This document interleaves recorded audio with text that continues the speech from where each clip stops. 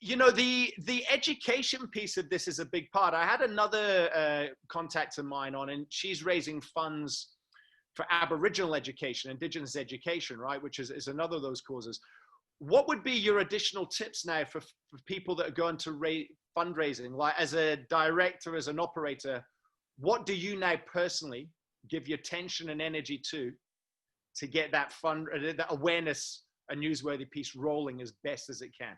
Yeah, I mean, I think one of the things that we sort of realized with our category and our cause was that having a sense of humor was actually enough to be quite disruptive in, what's otherwise quite a stale, boring toilet paper category, and a problem that, is kind of gross and icky to talk about. And we saw that really resonate, I think, because we weren't making people feel guilty for not doing something. We were instead making them feel really positive for being a part of something. And so figuring out, how you can take someone on that journey to feel really positive to the point where they want to talk about that with other people is a kind of key part of making something shareable. Yeah, I think that's probably. I love that. It's turning the positive slant on it rather than appealing to the dark space that you're working in.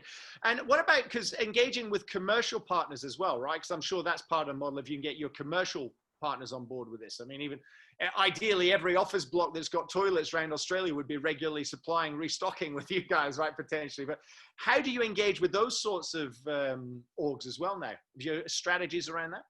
Yeah, I mean, that's actually a slightly challenging one. We definitely do have a lot of businesses that we support, but it's challenging in this particular category because, generally, in a office environment, they're quite a price sensitive environment. And so to compete with, price to price, we'd need to sell a 1-ply or a 2-ply product, which doesn't give the best customer experience. And so we don't want to have someone seeing our brand with a subpar customer experience compared to what they'd get if they were buying products for their home.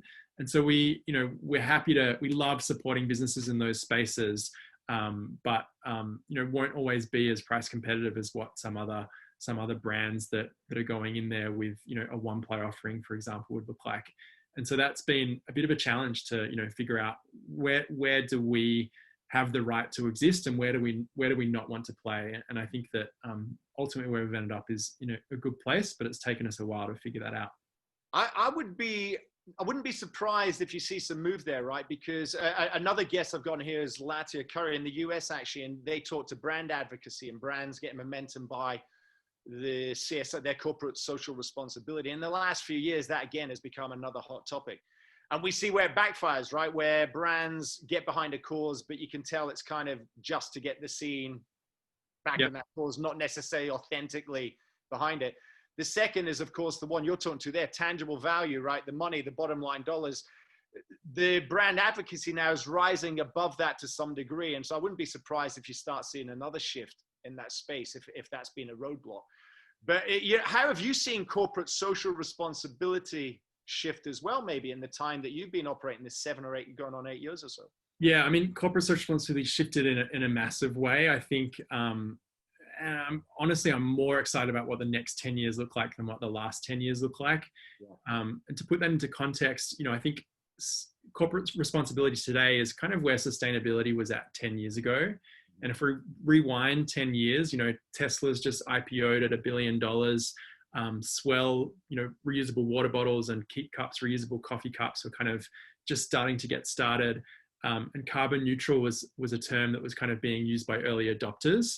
You fast forward to where we're at today, Tesla's like by far the most valuable company in the world, car company in the world. Swell and Keep cup are some of the most gifted corporate gifts that are out there.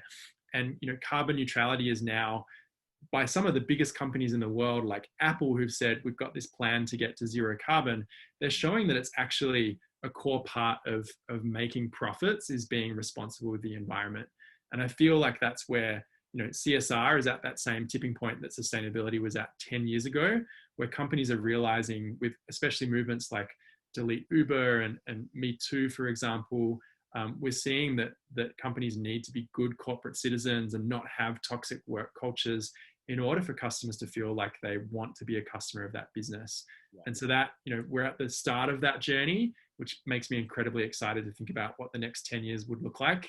imagine if every business donated some portion of its profits, the world will be a very, very different place. Completely, and I agree. Yeah, that CSR has definitely shifted. I talk about that CSR two ways: corporate social responsibility, but also community social responsibility. At an individual level, I have community social responsibility.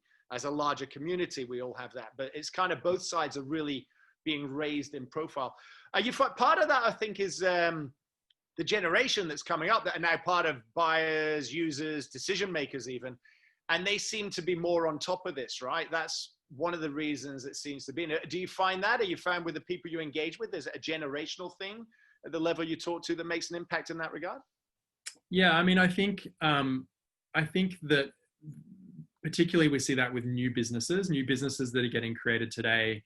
Everyone's building in some sort of ethical slant into that because it's seen as just the right thing to do, which certainly wasn't the case 20 years ago, for example. And so I think that that's definitely, coming from the next generation of entrepreneurs that are choosing to live by their values regardless of what they do in their life more often than not. And I think that's, a great trend.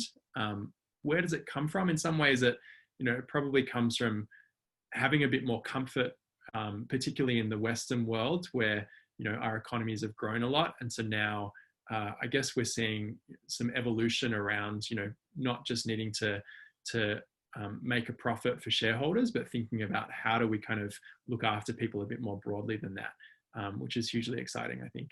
Yeah.